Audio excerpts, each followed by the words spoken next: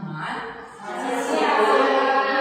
Perkenalkan, saya Christina Widasuti, calon guru penggerak angkatan 8. Hari ini saya berdiri di depan teman-teman ingin memberikan materi yang sudah saya dapat di pendidikan calon guru penggerak angkatan 8. Hari ini semoga apa yang saya sudah peroleh dalam pendidikan guru calon penggerak bisa saya salurkan pada teman-teman dan nanti kita akan berpraktekkan di kelas masing-masing. Hari ini kita akan berbicara tentang pemahaman penerapan budaya positif. Tetapi sebelumnya mari kita mendengarkan pengantar dari Pak File sebagai Wakil Kepala Sekolah Bidang Siswaan karena beliau hari ini izin untuk rapat di desa. Pak File silakan.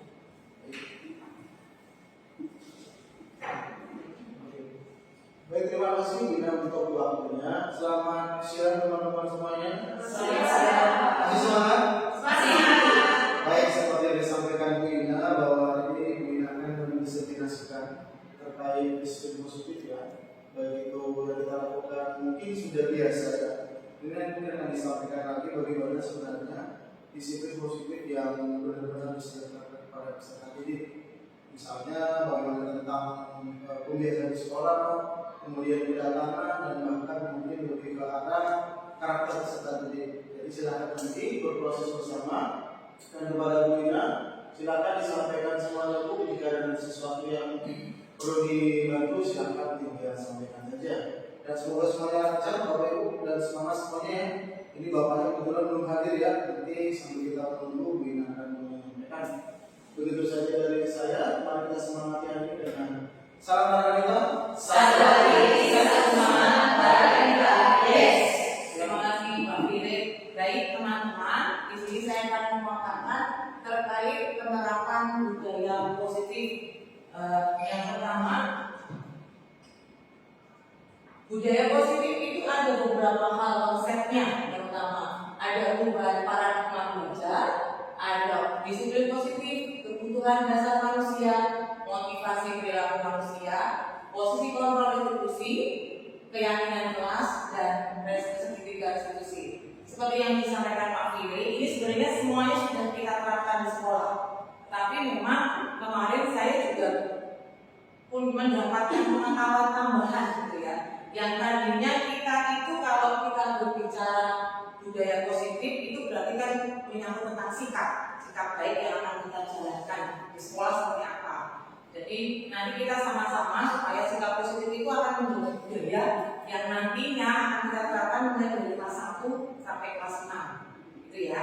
Baik. Sekarang saya ingin tahu dulu menurut teman-teman disiplin yang ibu semuanya ini yang ketahui kata disiplin. Coba Bu Elina, disiplin itu apa ya? Merasa kalau mendengar kata disiplin aturan, menaati aturan. Mega? Aku katakan disiplin aturan. Berarti peraturan ya. Kalau Fani? tertib, mematuhi aturan, Peraturan yang ditaati. Berarti ada kata harus ya di situ ya. Kalau kita berbicara kata disiplin itu biasanya kita sendiri di sekolah itu sering terkomunikasi atau berhubungan dengan hukuman, benar nggak ya? Kalau disiplin berarti ada sanksinya. Jadi anak ini kalau nggak disiplin ya nanti ada hukumannya. Ya. Jadi nanti kita akan coba benar nggak selama ini tuh kita mengetahui kata disiplin yang harus kan ada kata harus ditaati, harus ada konsekuensinya. Sebenarnya sudah benar belum gitu ya? Nanti kita akan bahas di sini. Oke, tadi sudah disebutkan teman-teman bahwa disiplin itu menjadi sesuatu yang harus dilakukan untuk mendapatkan kepatuhan. Benar ya? Harus patuh nih. Nah, jadi ada kata disiplin itu ada sebagian dari kita itu membuat tidak nyaman karena ada kata keharusan, bukan berasal dari diri kita sendiri karena dia menaati sesuatu yang seperti itu. Jadi secara tidak langsung ada proses ketidaknyamanan sebenarnya, benar ya? Mungkin anak-anak juga seperti itu, kita orang dewasa juga seperti itu. Baik, selanjutnya tujuannya menciptakan anak-anak yang disiplin itu sebenarnya harusnya harus berasal dari diri anak-anak sendiri, bukan karena disuruh. Tetapi coba teman-teman melihat sejauh ini kan teman-teman di kelas 2 dan 3. Sejauh ini mereka melaksanakan kata disiplin itu dari mereka sendiri atau karena ibu guru atau orang tua? Banyak ibu guru ya. Jadi bukan karena saya harus datang tepat waktu, tapi cenderung saya datang tepat waktu supaya nanti tidak di meja piket atau dihukum nanti harus bagaimana ya.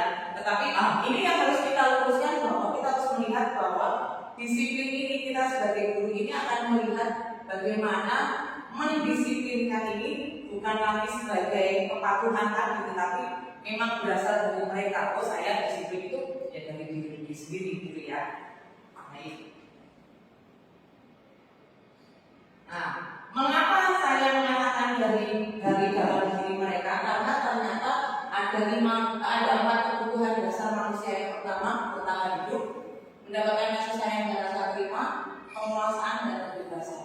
Contoh misalnya ada anak yang terlambat misalnya, dia kan seringkali karena hanya orang tuanya supaya kamu datang tidak terlambat supaya nanti tidak dimarahin guru gitu ya. Tapi sebenarnya kebutuhan mereka itu apa sih sebenarnya untuk datang ke sekolah itu? Kebutuhan dasar mereka itu kadang-kadang kita yang tidak tahu. Misalnya ada anak mungkin di kelas gitu ya, dia itu senangnya ngobrol. Tapi seringkali kita itu hanya mengatakan kamu harus duduk diam, tertib, nanti mengganggu. Tetapi kita tidak tahu sebenarnya itu kebutuhan dia itu seperti apa. Kita kan belum pernah bertanya sebenarnya, oh dia itu ternyata di rumah tidak mendapatkan kasih sayang, maka dia mencari perhatian. Tetapi kita sebenarnya karena ini awal kan belum mengenal si A, si B, si C. Tetapi sebenarnya kalau kita berbicara tentang kebutuhan dasar manusia, anak-anak itu berbeda-beda. Bagaimana mereka itu misalnya, kenapa sih dia suka ngobrol? Oh ternyata kita kan baru cari ya sebenarnya. Oh ternyata dia itu di rumah hanya sama mamanya, bapak ibunya kerja, atau misalnya dia terlambat terus nih. Sebenarnya ada apa sih kebutuhannya itu apa? Oh ternyata dia nunggu disiapkan bekalnya. Kan kita mesti cari tahu ya, karena ternyata kebutuhan mereka itu juga gitu. Atau misalnya anak yang suka iseng itu karena dia ingin bebas. Jadi memang ada 4 ini yang memang harus kita ketahui supaya nanti penanganannya lebih tepat. Oh ternyata kalau misalnya dia ingin bebas, ada kalanya kita memberikan waktu untuk dia meluangkan waktu dirinya sendiri. Karena kita tahu kurikulum merdeka itu di sini kita dituntut sebagai guru yang menuntun ternyata supaya mereka tumbuh. Kalau kita berhubungan dengan kurikulum merdeka. Nah selanjutnya,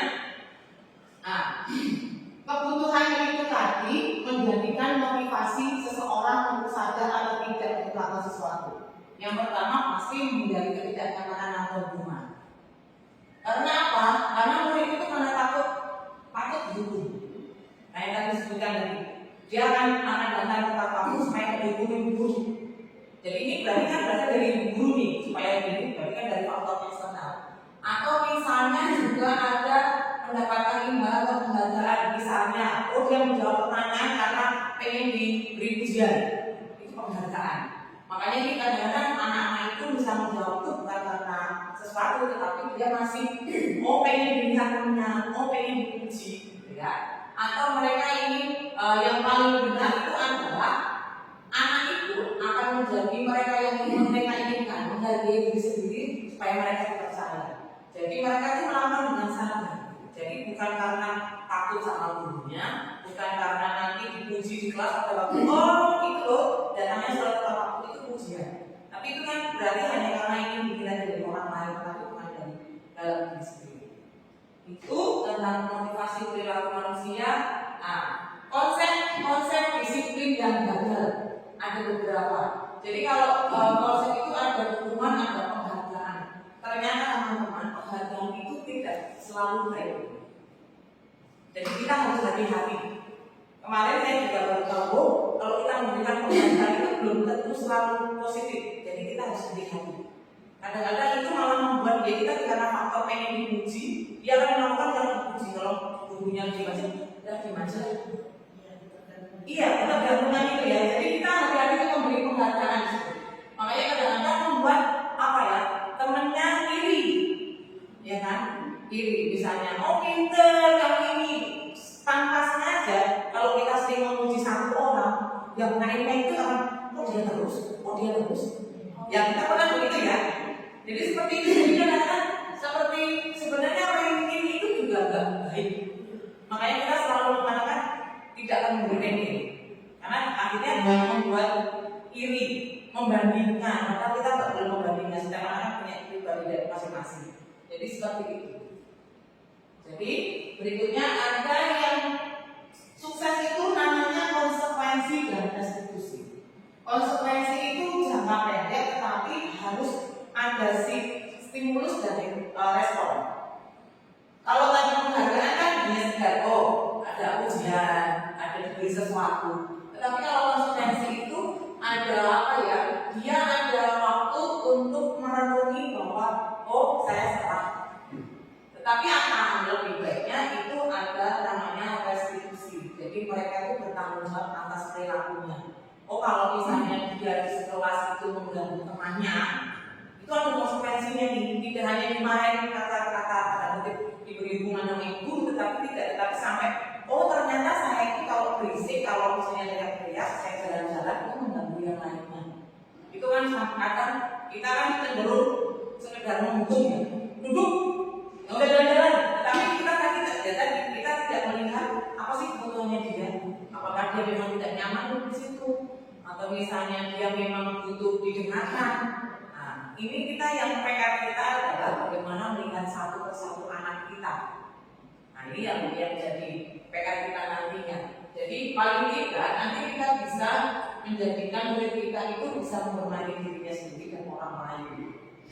Jadi tidak hanya sekedar hukuman dan penghargaan. Kalau hukuman itu kita akan paling rendah, penghargaan juga sama. Yang paling tinggi adalah restitusi. Gitu. Nah, ini pendekatan restitusi yang paling baik itu adalah proses menciptakan kondisi bagaimana murid memperbaiki kesalahan. Jadi jangan hanya ditunjuk, dihukum, tetapi nanti efeknya nggak ada. Nanti kan biasanya akan berulang sama dia lagi. Kadang-kadang kita sempat kenapa lagi? Karena kita tidak menggali informasi dia sebenarnya karena apa. Terus dia harus menunjukkan bagaimana dia memperbaiki dalam diri sendiri. Oh saya itu belum ada kesepakatan di sana. Jadi bukan hanya karena kata ibu guru atau nanti dimarahin mama kalau pulang, tetapi sampai dia menyadari bahwa oh yang saya lakukan ini salah. Terus saya harus berbuat apa? Ya. Ini caranya ada beberapa hal, jadi memperbaiki hubungan. Jadi di sini ada tawaran karena komunikasi tadi antara guru dan murid itu ada komunikasi. Jadi tawaran di sini bukan berarti diberi kebebasan yang tanda kutip, tetapi dia merasa digunakan. Oh ini apa yang dikatakan itu nanti akan saya lakukan. Jadi ada solusi. Solusinya itu berasal dari dia sendiri. Kita hanya membimbing. Itu teman-teman. Nah, ini misalnya kasus ada murid yang tidak mengerjakan PR. Kita lihat perbedaan antara hukuman, konsekuensi, dan restitusi. Kalau hukuman biasanya kita yang berdiri di depan 5 menit itu hukuman karena fisik ya. Atau saya kamu itu ya kamu saya depan anaknya takut dong. Apalagi kelas kecil udah nangis sudah panjang lagi.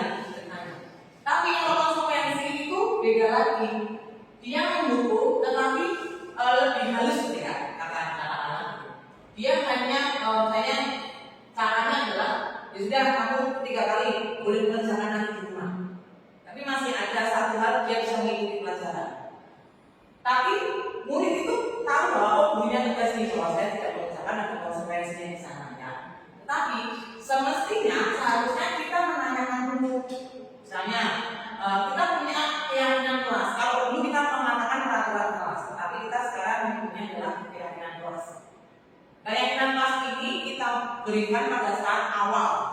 seperti kemarin yang PNS kan kita buat itu keyakinan. Kita rundingkan, mencari kesepakatan, nanti kita kembalikan lagi misalnya tentang disiplinan. Maka nanti anak akan ditanya, kemarin kesepakatan kita apa kalau tidak mengerjakan PR? Jadi mereka akan tahu sendiri. Jadi kita juga konsisten, jangan tidak mengerjakan PR dia 3 kali, dia 5 kali, dia sudah.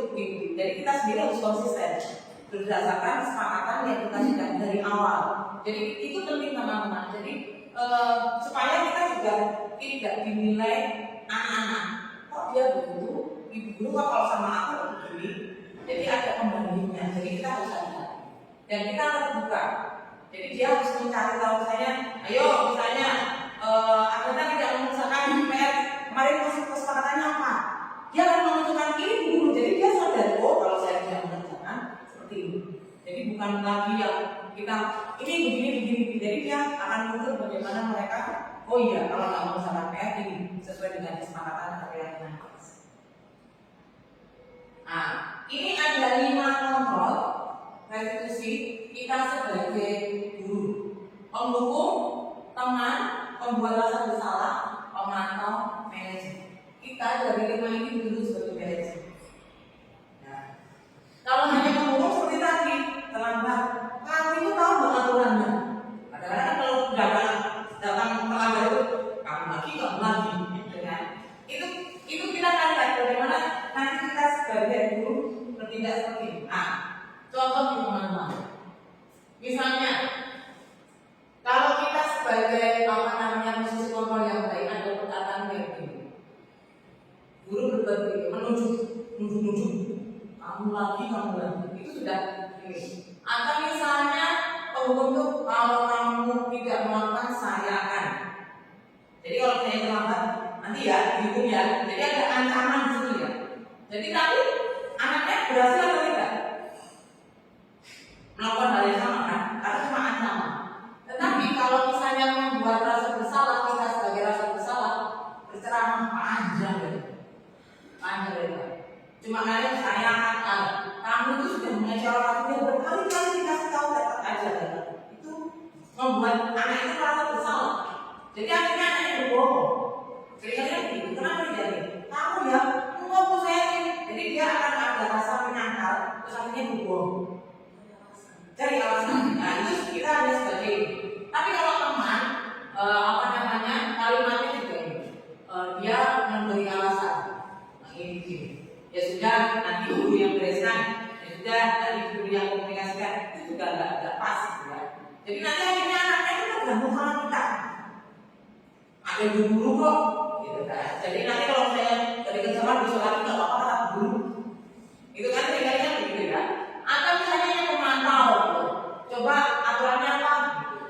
Kita mengenal, coba aturannya mana? Ini. Jadi tidak ada hanya diawasi tetapi tidak ada selanjutnya. Seharusnya kita yang menentukan sebagai manajer. Jadi kita tanyakan dulu seperti yang saya katakan, apa keyakinan saya terlambat? Coba keyakinan kelas kita apa kalau terlambat? Jadi kita tanyakan, kenapa terlambat? Tanyakan kenapa terlambat, terus apa kesepakatannya, terus dia yang mencari solusi. Maka solusinya seperti apa? Misalnya dia, contohnya saya terlambat karena bergadang untuk main game.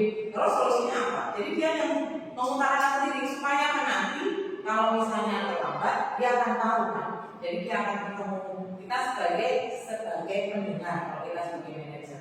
Jadi mungkin teman-teman sudah pernah menjadi semuanya ya. Buku pernah, sering ya kan? Sering. Dalam orang usaha jadi kalau menyalahkan anaknya. Atau sebagai teman ya sudah nggak apa-apa. Sekarang aja boleh kalau gitu kan? Jadi sebagai teman atau pemantau saja gitu. Oh kamu itu kan seringkali kan begitu. Jadi kita harus bisa menjadi manajer bagi anak-anak. Jadi menanyakan dan solusinya bukan dari kita aja, tapi anak itu yang mempunyai solusi dan nantinya dia akan berubah. Jadi itu berasal dari dalam diri mereka, jadi tidak dari karena dulunya atau dari orang tuanya. Ini ya, ini contohnya kalau saya terlambat. Kalimat-kalimat coba sampai pernah menangkap buat kita. Kalau ada anak terlambat, pasti ada anak yang terlambat sampai hari ini. Udah sih. Biasanya nih buat kita kalau ada anak terlambat apa yang kita lakukan? Buat kita Nggak buat kata misalnya ada anak terlambat baru masuk dulu, oke. Kalau yang 2-3 kali, nah, oke. Kemudian ada anak yang suka terlambat di kelas. Dan itu atau berganti-ganti? Kalau yang sekarang sih masih berganti-ganti. Kalau yang lalu itu Biasanya kalimat apa kalau anak muncul dari itu? saya akan Udah. Terus kalau dia jawab misalnya, Bu tadi di depan macet. Saya kemarin memang ini pernah saya lakukan ini. Kemarin kan saya menjelaskan supaya tidak terlambat. Kemudian berikutnya malah terlambat katanya di depan macet. Nah, Ibu sudah bilang kan kalau hari ini kan macet, besok datang lebih pagi. Ya, semangat nanti masuk nanti. Nah, berarti ada sudah menyebutkan sepakat. Ya, ada sepakat. Tapi kalimat awalnya itu menyalahkan. Ada kata menyalahkan. Udah dibilang ada menyalahkan. Nah, kita ada pengalaman terlambat kuis dalam posisi apa? Pembuku, pemantau, teman, pembawa tergal, atau manajer. Sudah sampai manajer.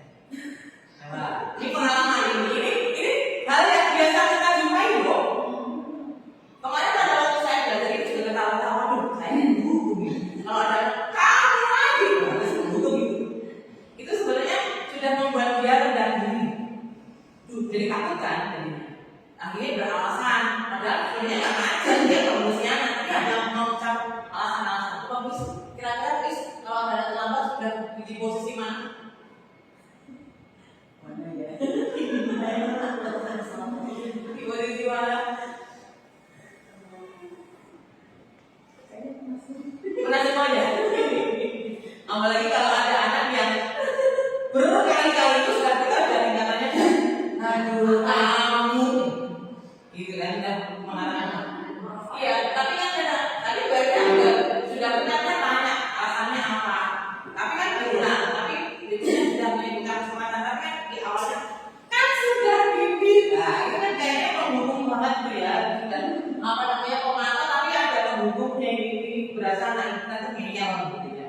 Nah itu sebenarnya kalimat-kalimat sederhana ternyata itu tidak idealnya, tapi kan kadang kita maklum ya, kita dulu punya banyak dan anaknya ya beragam gitu.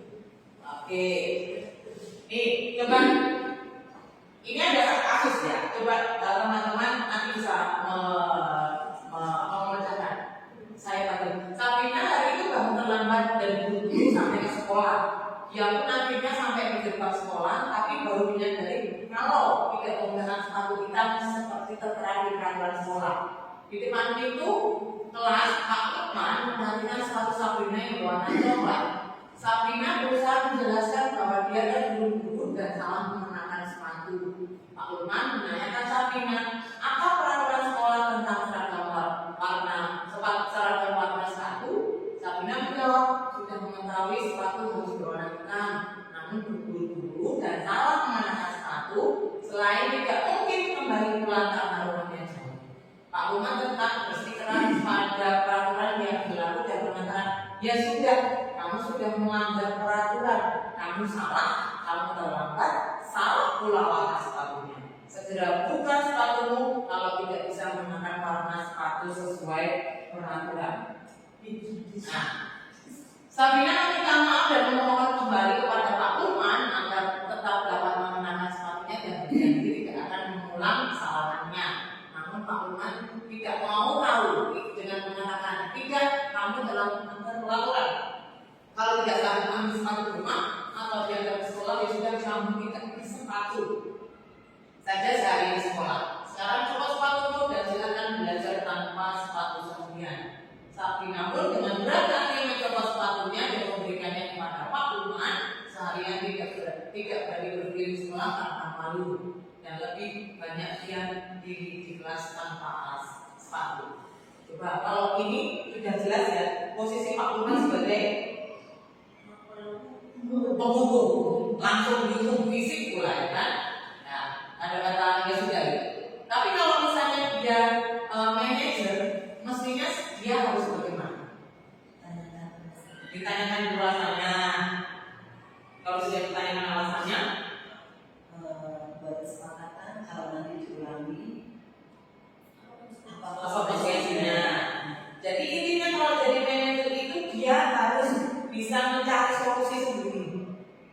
ya. Kalau kita posisi manajer, jadi kita menggunakan, terus mereka kita cari bicara solusinya apa dari dia sendiri. Oh nanti misalnya kalau takut salah harus seperti apa, gitu ya. Jadi kalau ini sering ya kita juga bekerja kamu lagi, itu sudah sering kan.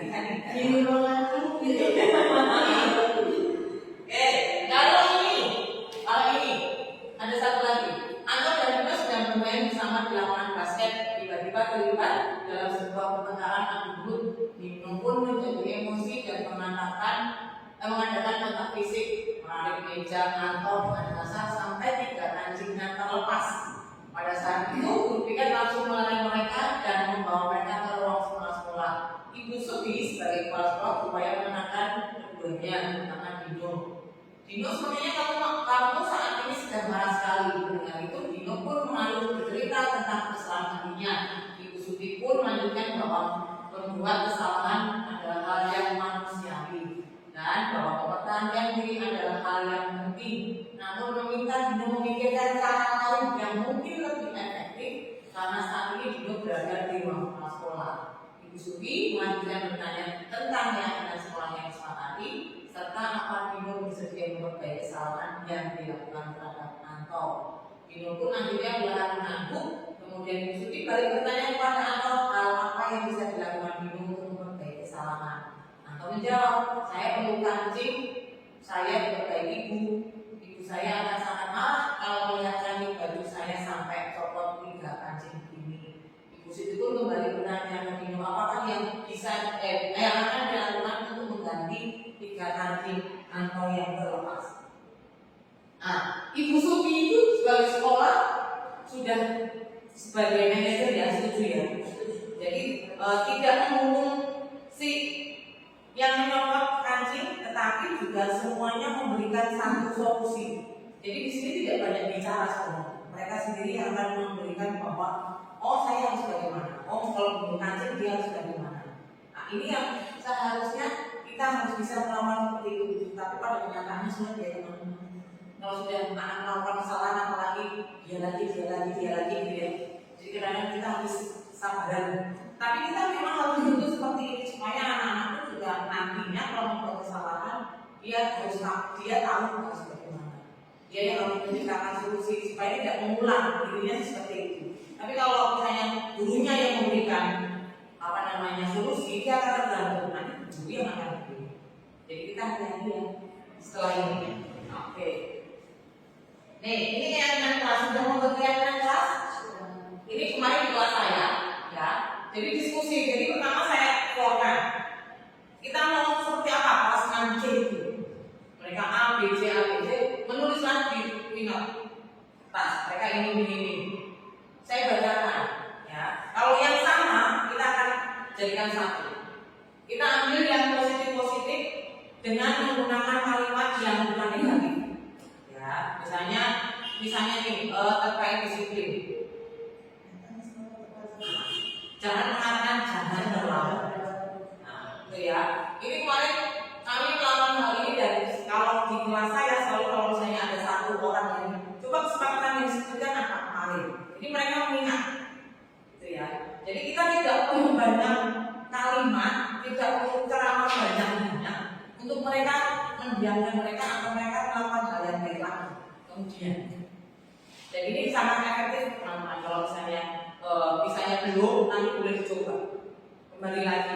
Walaupun kelas kecil kita coba, nggak masalah. Jadi kalimat-kalimat yang sederhana yang memang teman-teman sering jumpai aja di 3 minggu kemarin apa sih sebelumnya kita tegaskan lagi. Jadi kalau ada seorang anak yang melakukan kesalahan, coba kata kemarin kesalahan kita ini apa yo.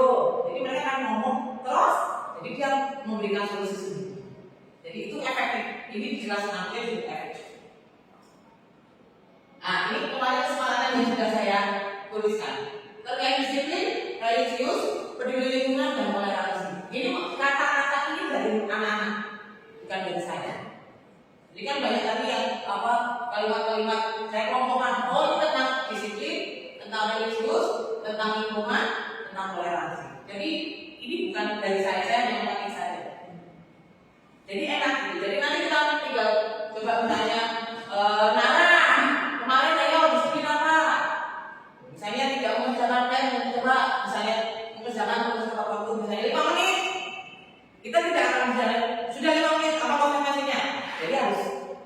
mengingatkan terus menerus. Jadi ini sangat penting untuk kita sebagai guru.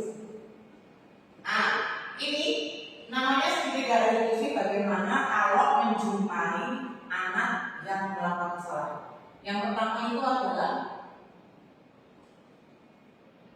menstabilkan identitas. Jadi kita bertanya dulu, kenapa kamu kemarin salah?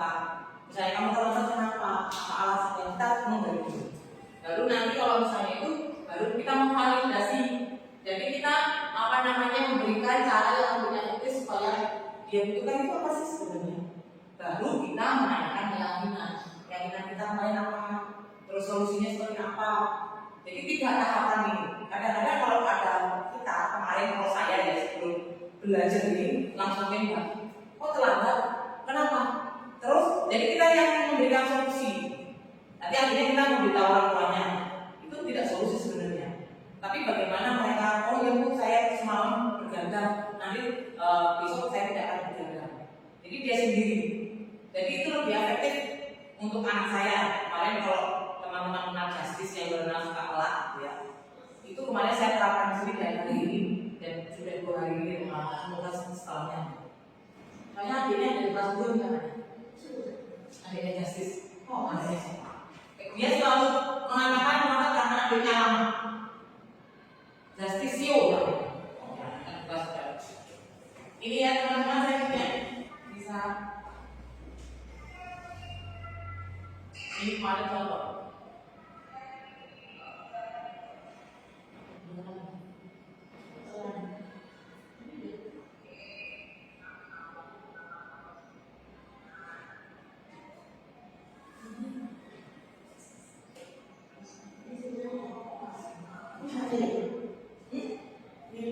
Iya, ini kemarin saya praktek bagaimana menangani anak terlambat, ya. Jadi ada komunikasi bagaimana menanyakan dulu mengapa terlambat. Oh tidak hanya kamu yang terlambat, ada teman yang terlambat. Jadi memvalidasi itu jangan menyalahkan dulu. Misalnya terlambat, oh kenapa terlambat? Oh iya, ibu juga pernah terlambat, ya. Jadi tidak hanya kamu yang terlambat, teman-teman juga terlambat. Tetapi ibu pengen tahu alasannya apa. Kalau sudah dia mengatakan bla bla bla bla, terus sekarang ibu pengen tahu kalau kamu terlambat itu ada apa alasannya. Dia kan sudah begini. Terus sekarang solusinya sebelum ke solusi kita tanya yang kelas. Kemarin kita sudah buat kesepakatan ya apa kalau terlambat dia ngomong. Nah kalau sudah mengatakan begitu dia akan memberikan sekarang kita tanyakan. Terus solusinya sekarang kamu pengen apa? Seperti apa supaya tidak terlambat? Itu kemarin yang efektif yang saya terapkan dari justice itu. Jadi dia akan merasa bahwa dirinya dihargai gurunya dan tidak hanya sebagai guru dan dipermalukan. Kadang-kadang kalau kita anak terlambat itu kadang kamu lagi ya. Dengan kata begitu tuh dia untuk masuk ke kelas pun dia sebenarnya sudah menahan malu sebenarnya. Apalagi kalau ada anak yang sering gitu ya. Jadi nanti kalau belum mempunyai kesepakatan silahkan dibuat teman-teman karena ini sungguh efektif. Jadi kita tidak hanya sebagai penghubung, ya, tetapi bagaimana kita sebagai teman mereka, sebagai manajer di kelas, gitu ya. Kalau ada anak yang terlambat sebaiknya dipanggil sendiri. Akan lebih nyaman. Jadi misalnya nih ada terlambat sendiri atau anak yang memang dia bikin ulah gitu ya. Jadi jangan ditanya itu di depan teman-temannya karena merasa tidak nyaman. Dia akan malu dan dia akhirnya nanti akan berbohong karena untuk menutupi jawaban supaya tidak dihubung nggak masalah. Gitu ya. Tapi kalau diajak bicara, misalnya nanti silahkan ibu ya, atau nanti kita bicara ya. Semua nggak perlu formil sebenarnya itu kalau ditanya masih istirahat, tapi kenapa kamu terlambat atau kenapa kamu nggak mau CPN. Jadi hal-hal sepele itu yang seringkali kan kita tidak tahu karena kebutuhan anak itu kan tadi sudah saya kayak jelaskan berbeda-beda kok. Semalam mungkin rumahnya ada hajatan atau apa, kita kan harus menggali. Jadi kita tidak langsung menghubung di situ. Itu yang PR ya teman-teman. Itu harus di waktu khusus gitu. Nggak harus itu. Jadi misalnya si A melakukan misalnya di kelas misalnya ribut sekali ya atau mengganggu gitu ya. Terus nanti tidak langsung bijak di situ, kita pantau terus nanti serahkan ke Bu Erwina ya. Dia kan datang, kita tanya, kenapa kamu begitu? Kira-kira kalau misalnya kamu begitu, orang lain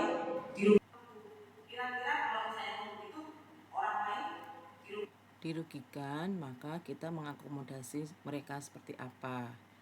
Demikian presentasi dari saya. Terima kasih teman-teman. Semoga presentasi ini bermanfaat.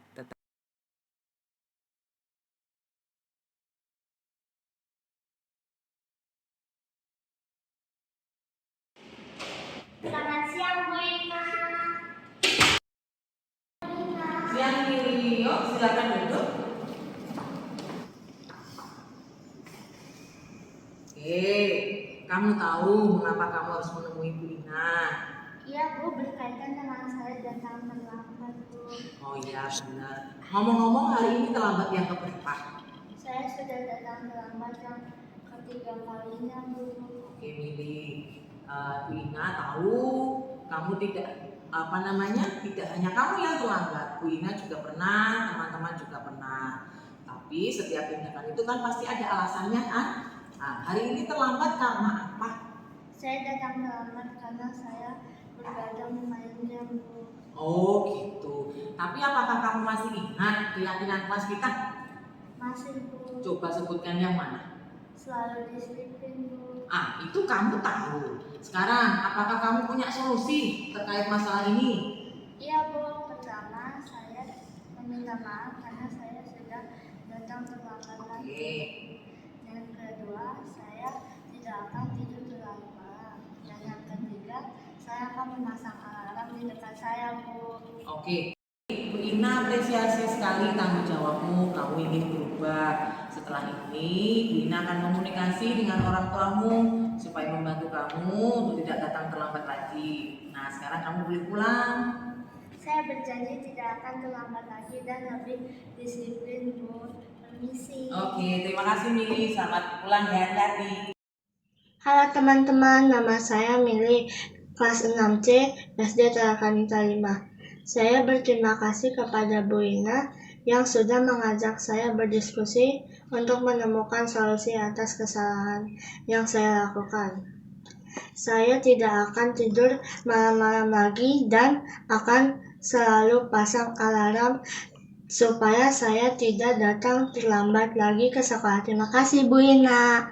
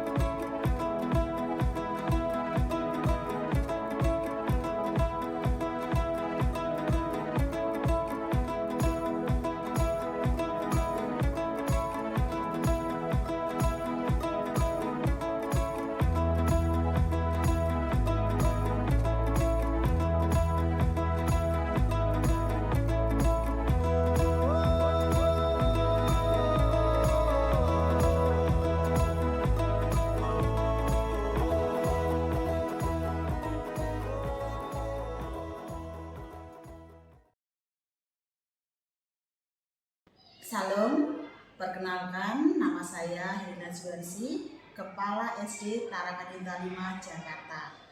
Saya sangat bangga karena Bu Christina Widyastuti sudah menjadi calon guru penggerak angkatan 8. Sungguh suatu kebanggaan bagi SD Tarakanita 5 karena para guru-guru terutama Bu Ina sudah mengikuti pelatihan calon guru penggerak.